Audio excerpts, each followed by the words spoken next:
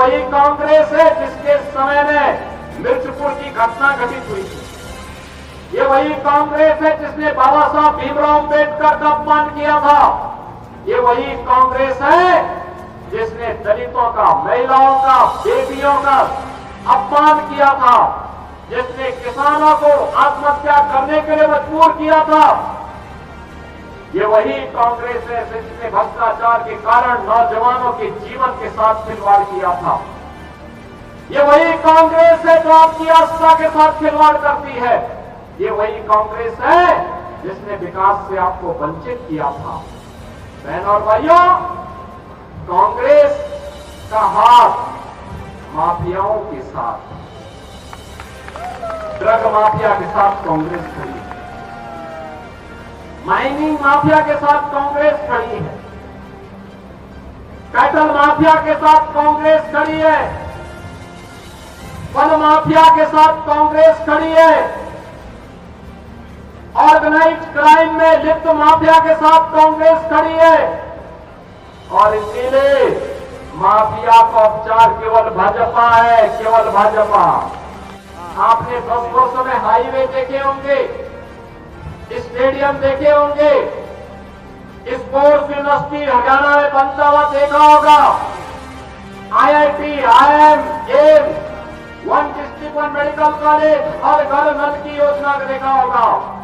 ये विकास के वे कार्य हैं जो विकसित हरियाणा की संकल्पना को पूरा करने और विकसित भारत की प्रधानमंत्री मोदी जी की संकल्पना को पूरा करने के लिए डबल इंजन की सरकार के द्वारा आगे बढ़ाया गया है। लेकिन साथ साथ गरीबों के लिए भी एक तरफ देखो कमबख्त पाकिस्तान है, भूखों मर रहा है, और दूसरी तरफ हिंदुस्तान है, प्रधानमंत्री मोदी जी के नेतृत्व में 80 करोड़ लोगों को फ्री में राशन की सुविधा का लाभ दे रहा है। एक तरफ पाकिस्तान है, वहां लोग भूख से चिकित्सा सुविधा के भाव में दम तोड़ रहे हैं। दूसरी तरफ भारत है 60 करोड़ लोगों को फ्री में 5 लाख रुपए प्रतिवर्ष स्वास्थ्य बीमा का कवर दे रहा है। और अब तो प्रधानमंत्री मोदी जी ने कह दिया है 70 वर्ष के ऊपर के हर एक बुजुर्ग को 5 लाख रुपए का हर वर्ष स्वास्थ्य के लिए बीमा दिया जाएगा, फ्री में बीमा दिया जाएगा। बहनों और भाइयों, 12 करोड़ किसानों को किसान सम्मान निधि, 12 करोड़ घरों में शौचालय का निर्माण, 10 करोड़ गरीबों के घर में उज्ज्वला योजना का रसोई गैस का सिलेंडर पहुंचना, MSP 24 चीज पर MSP का लाभ अन्नदाता किसानों को देना, 4 करोड़ गरीबों का मकान बन जाना, प्रधानमंत्री आवास योजना में आवास बन जाना, यह गरीब कल्याणकारी योजनाओं का लाभ आज समाज के हर एक तबके को किस रूप में प्राप्त हो रहा है, इसका एहसास ये डबल इंजन की भाजपा की सरकार ने 10 वर्ष के अंदर कराया है। राम हमारे रोम रोम में है, रग रग में है, हमारे प्राणवायु है, राष्ट्र के प्रतीक है। लेकिन हमारे मर्यादा पुरुषोत्तम श्रीराम 500 वर्षों तक उन्हें उनकी जन्मभूमि पर, वहां पर जन्मभूमि पर प्रभु राम को विराजमान करने से वंचित किया गया। इसका अपराधी कौन है? जब देश गुलाम था, बहनों और भाइयों, उस कालखंड में हम मान सकते हैं कि उस कालखंड में जब देश गुलाम था, हम मान सकते उस कालखंड में मुगल नहीं चाहते थे, अंग्रेजों का शासन आया, अंग्रेज भी नहीं चाहते थे।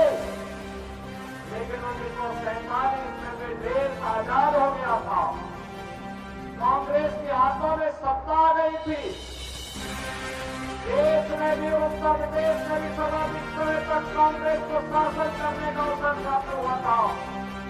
लेकिन बहनों और भाइयों, राम मंदिर की समस्या का समाधान करने की बात को दूर, राम मंदिर के निर्माण में बाधा पैदा करने का कार्य ही कांग्रेस ने किया था। और इसीलिए मैं बार बार कहता हूं, इस देश के अंदर लड़ाई इंसाफ है। एक तरफ राम की संस्कृति को मानने वाले लोग हैं, दूसरी तरफ रोम की संस्कृति पर विश्वास करने वाले लोग हैं। हम राम भक्त राम की संस्कृति पर विश्वास करते हैं और कांग्रेस के लोग जिन्हें राम जन्मभूमि पर प्रभु राम लला के 500 वर्षों के बाद विराजमान होने का कार्यक्रम अच्छा नहीं लगता। ये अच्छा इसलिए नहीं लगता क्योंकि वे रोम की संस्कृति पर विश्वास करते हैं, राम की संस्कृति पर नहीं। और इसलिए बहनों भाइयों, इसीलिए उन्हें राम, भगवान राम और कृष्ण का कीर्तन उन्हें अच्छा नहीं लगता, उसको नाच गाना कहते हैं। जाति रही भावना जैसी प्रभु मूर्ति भी।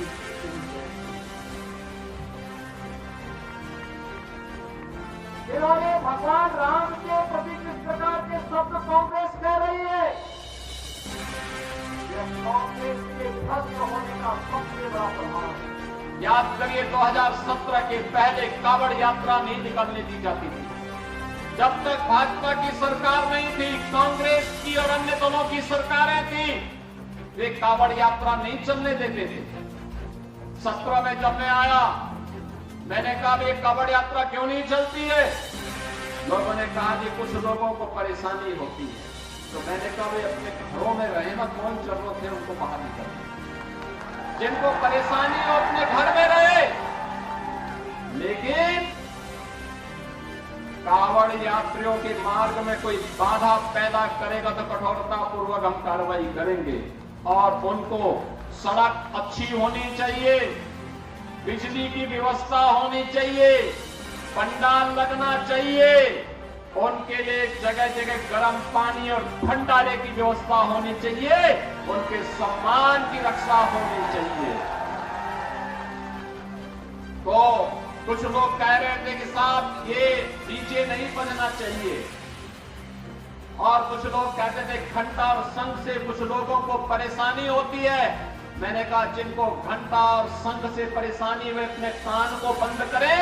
कावड़ यात्रा में डीजे भी बजेगा, शंख भी बजेगा, घंटा भी बजेगा, घड़ियाल भी बजेगा, और धूम धड़ाके के साथ कावड़ यात्रा यूपी के अंदर निकलेगी। और मुझे प्रसन्नता है 4 करोड़ से अधिक श्रद्धालु कावड़ यात्रा में प्रतिवर्ष गाजियाबाद से बाबा दुग्धेश्वर नाथ मंदिर से हरिद्वार तक जाता है, और हमारी सरकार उन्हें पूरी सुरक्षा देती है, उनका पूरा सम्मान देती है। मैं स्वयं पुष्प वर्षा करने के लिए वहां उपस्थित रहता हूं।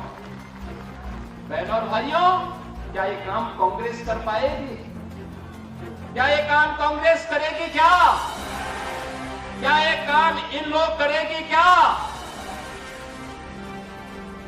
ये काम आम आदमी पार्टी कर पाएगी? क्या अयोध्या में राम मंदिर का निर्माण कांग्रेस कर पाती? क्या कश्मीर में धारा 370 एक कांग्रेस हटा पाती? एक तरफ आपकी विरासत के सम्मान का कार्य और दूसरी तरफ विकास का कार्य, highway, expressway, railway, metro, electric buses, ये तो आपको मिल ही रहे हैं। कहीं आईआईटी, कहीं आईएम, कहीं एम्स, कहीं मेडिकल कॉलेज, कहीं स्पोर्ट्स यूनिवर्सिटी, कहीं स्पोर्ट्स कॉलेज, ये सभी भी तो डबल इंजन की सरकार ने दिए। और यह भी दिया है बहनों और भाइयों, ये कांग्रेस तो केवल झूठे वायदे करती थी, खटाखट वाली थी ये सरकार, केवल खटाखट ही करती रही, क्योंकि इन्होंने देश को सपाचट किया था। चाहे वह अयोध्या में राम जन्मभूमि पर भगवान राम के विराजमान होने का मामला हो, या फिर कश्मीर में धारा 370 को सदैव के लिए समाप्त करके आतंकवाद की जड़ों को हमेशा के लिए उखाड़ फेंकने का हो। प्रधानमंत्री मोदी जी के नेतृत्व में यह कार्य बखूबी हुआ। आज कश्मीर में अभी परसों ही अंतिम चरण का चुनाव संपन्न हुआ है जम्मू के अंदर। हम विश्वास करेंगे वहां भी भारतीय जनता पार्टी की डबल इंजन की सरकार बनेगी।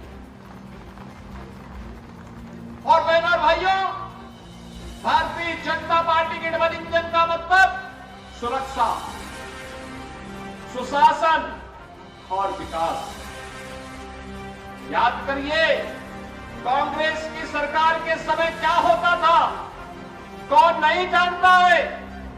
बेटी सुरक्षित नहीं थी और व्यापारी का कोई सम्मान नहीं रह गया था। बहनों और भाइयों, कौन नहीं जानता है, आज से 14 वर्ष पहले मिर्चपुर में क्या हो गया था। दलित बेटी और पिता को एक साथ जला दिया गया था। बहनों और भाइयों, समाज में जब तक बेटी और बहनों की सम्मान की रक्षा समाज नहीं करेगा, तब तक समाज का भविष्य बहुत उज्जवल नहीं हो सकता। और ये सुरक्षा की गारंटी केवल भाजपा की सरकार है। विरासत के सम्मान की रक्षा का एहसास केवल भाजपा है। हरियाणा हमारे लिए, हमारे अन्नदाता किसानों के परिश्रम और पुरुषार्थ की धरती है। देश का पेट भरती है, तो देश की सीमाओं की रक्षा करने के लिए यहां के बहादुर जवानों के सारे पराक्रम का लोहा बार बार दुश्मन भी देखता है, चखता है।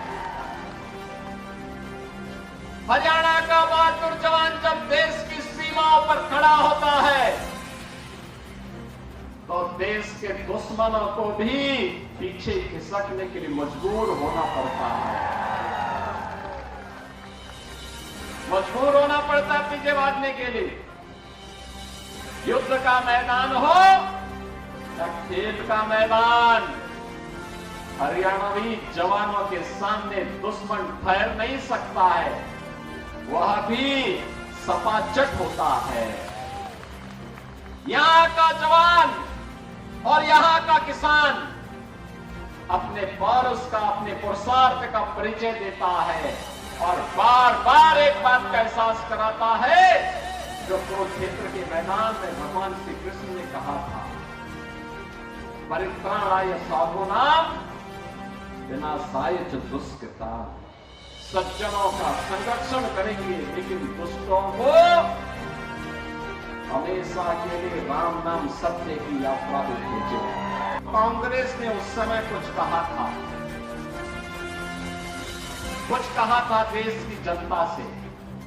उन्होंने कहा था कि भाजपा संविधान समाप्त कर देगी। कितना झूठ बोला था। भाजपा की फिर से सरकार बनेगी तो संविधान को ये लोग समाप्त कर देंगे, आरक्षण समाप्त कर देंगे। कितना झूठ बोला था। और उन्होंने ये भी कहा था कि चुनाव के बाद हम 1 लाख रुपए हर एक गरीब को देंगे और खटाखट योजना के माध्यम से इनसे बोलना चाहिए, कहां है वो खटाखट। कांग्रेस से थोड़ा पूछिए। और जो राहुल गांधी जी आपके पास आते थे खटाखट कहने के लिए, आज वे यहां से तो पहले मैदान छोड़ करके सपाचट हो चुके हैं। वो आ ही नहीं रहे होंगे। बहन और भाइयों, समाज को बांटना, जाति के नाम पर, क्षेत्र के नाम पर, भाषा के नाम पर, मत और मजहब के नाम पर, एक कांग्रेस के डीएनए का पार्ट है जिससे देश को कमजोर किया जा सके। देश कमजोर होगा तो सनातन समाज कमजोर होगा, सनातन समाज कमजोर होगा तो वर्तमान असुरक्षित होगा, आने वाली पीढ़ी का भविष्य खराब होगा। और इसीलिए कांग्रेस इस साजिश को हमेशा करने के लिए अपनी एड़ी चोटी लगाती है। और इसीलिए आज के दिन पर कोई भी सभ्य व्यक्ति, कोई भी ईमानदार व्यक्ति, कोई भी विकास की सोच का व्यक्ति, सुरक्षा के प्रति आग्रही कोई भी व्यक्ति आज कांग्रेस के साथ खड़ा होता हुआ नहीं दिखाई देता। ये माफिया को फिर से कभी मत आने देना, माफिया प्रवृत्ति को कभी मत पनपने देना। ये आने वाली पीढ़ी के भविष्य को खराब कर देगा, देश के भविष्य में सेंध लगाने का कार्य करेगा। ये माफिया, चाहे वह ड्रग माफिया हो, माइनिंग माफिया हो, कैटल माफिया हो या किसी भी प्रकार का माफिया, इस माफिया को कतई बर्दाश्त मत होने करिए। हरियाणा तो खेल और खिलाड़ियों की धरती है। ओलंपिक हो या एशियाड या कॉमनवेल्थ गेम, सर्वाधिक मेडल देश के लिए हरियाणा का जवान लेके आता है। और इस अपने रिकॉर्ड को बनाए रखिए। एक विकसित हरियाणा के लिए, एक धाकड़ हरियाणा के लिए सुभाष का थाना आवश्यक है। और इसी के लिए कमल चुनाव चिन्ह पर 5 अक्टूबर को भारी बहुमत से उन्हें विजयी बनाने की अपील करने के लिए मैं आपके पास आया हूं। बहनों और भाइयों, ये नशे के जो कारोबारी है, जो देश को निगल जाना चाहते हैं, युवाओं की जवानी को छीन रहे हैं, ये आज के चंड और मुंड हैं, ये महिषासुर हैं। और इसीलिए मैं आपका एहसास कराने के लिए आया हूं। हरियाणा, इसके 2 अर्थ हैं, हरिभूमि, अन्नदाता किसानों के परिश्रम का की पावन भूमि है, लेकिन हरि आना भी है कि ईश्वर को बार बार बुलाने का है। हरि का मतलब श्री कृष्ण से है, श्री विष्णु से है, श्री राम से है। राम को बार बार इस धरती में बुलाने के लिए ही इसका नाम हरि आना हो गया है। ये हरि बार बार आना यहां पे, यानी जो उपदेश 5200 वर्ष पहले कुरुक्षेत्र की भूमि में भगवान श्री कृष्ण ने दिया था, उसके लिए हमारे पूर्वजों ने इसका नाम हरियाणा लिखा। यानी हरियाणा, हरि बार बार आना उपदेश देने के लिए। जब जब अत्याचार होंगे, जब जब ये माफिया फलेंगे फूलेंगे, इनको फिर से उन्मूलन करने के लिए बार बार आना। डबल इंजन की सरकार हरि के ही उस संदेश को लेकर के आपके पास आई है। बहनों और भाइयों, ये ड्रग माफिया हो या खनन माफिया, ये भू माफिया हो या पशु माफिया, इस संगठित अपराध में संलिप्त माफिया हो या कोई भी माफिया, ये समाज के लिए समाज के विकास का सबसे बड़ी बाधा है। वह विकास में बाधा है, खेल और खिलाड़ियों की प्रगति में बाधा है, युवाओं के रोजगार में बाधा है, वह बेटियों की सुरक्षा में भी बाधा है। और इसीलिए मैं आप सबको कहने के लिए आया हूं, भारतीय जनता पार्टी की डबल इंजन सरकार ने हरियाणा के अंदर प्रधानमंत्री मोदी जी के मार्गदर्शन में पूरे हरियाणा के अंदर श्री मनोहर लाल खट्टर जी के नेतृत्व में पहले और आज से नायब सिंह सैनी जी के नेतृत्व में विकास, सुरक्षा और सुशासन की एक नींव को मजबूती के साथ आगे बढ़ाने का काम किया। आज उसका एहसास हरियाणा में देखने को मिलता है। यहां विरासत भी है तो विकास भी है। 2017 में मोदी जी के आह्वान पर उत्तर प्रदेश में सरकार बनी। मात्र 2 वर्ष में, बहनों और भाइयों, जो काम 500 वर्षों में नहीं हो पाया, जो कार्य कांग्रेस 60-65 वर्षों में नहीं कर पाई, भारतीय जनता पार्टी की डबल इंजन सरकार ने मात्र 2 वर्ष में करके दिखाया। अयोध्या की समस्या का समाधान कर दिया। आज अयोध्या में गुलामी का कोई ढांचा नहीं। आज अयोध्या दुनिया की सुंदरतम नगरी के रूप में स्थापित हो रहा है। आज अयोध्या एक नया एहसास करा रही है विकास की, सुरक्षा की, समृद्धि की, और रामलला का आशीर्वाद हम सबको प्राप्त हो रहा है। बहनों और भाइयों, डबल इंजन सरकार की ताकत क्या होती है? अयोध्या इसका उदाहरण है। और जम्मू कश्मीर में आतंकवाद की प्रतीक बन चुकी धारा 370 का हटना, उसका दफन हो जाना, यह उसका उदाहरण है। और इसीलिए मैं आज आप सबका आह्वान करने के लिए आया हूं। हरियाणा ने 10 वर्ष के अंदर हरियाणा ने डबल इंजन सरकार के नेतृत्व में कार्य को होते हुए एक अंजाम तक पहुंचते हुए देखा है।